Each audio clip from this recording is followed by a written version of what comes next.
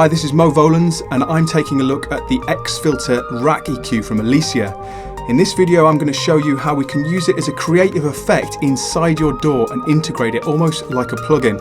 I'm going to use it to process some synthesizers, and I'm going to show you some of the interesting features that it has that allow us to use it almost like a creative effect.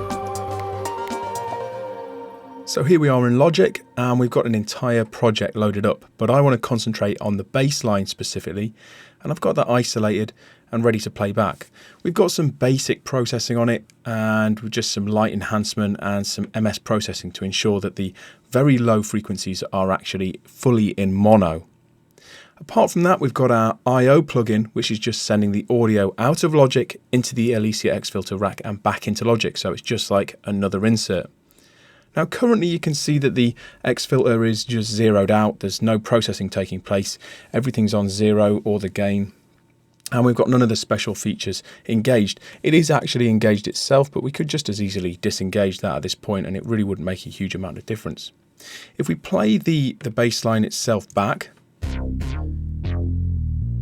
you can hear it's sort of a Moog sort of synth tone, quite a funky bass line, and it's really ideal for treating with some of the Elysia's xfilter special features, and I want to show you those now.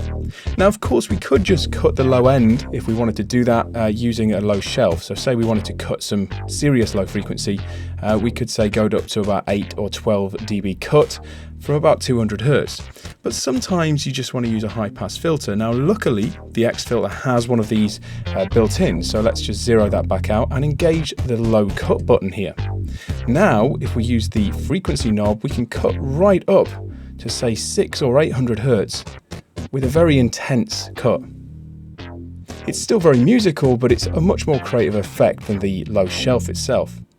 Now in this mode, the gain knob actually has a function and it can add a resonant peak to the sound. So in the higher frequency cuts, up here at 600 and 800, we get some saturation and we get some extra harmonics.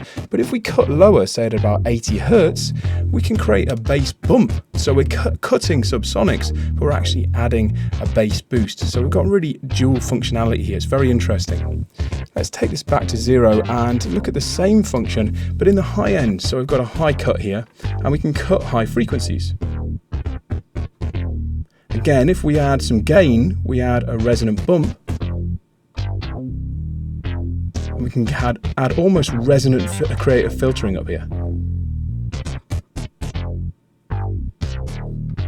And we can of course mix the two together.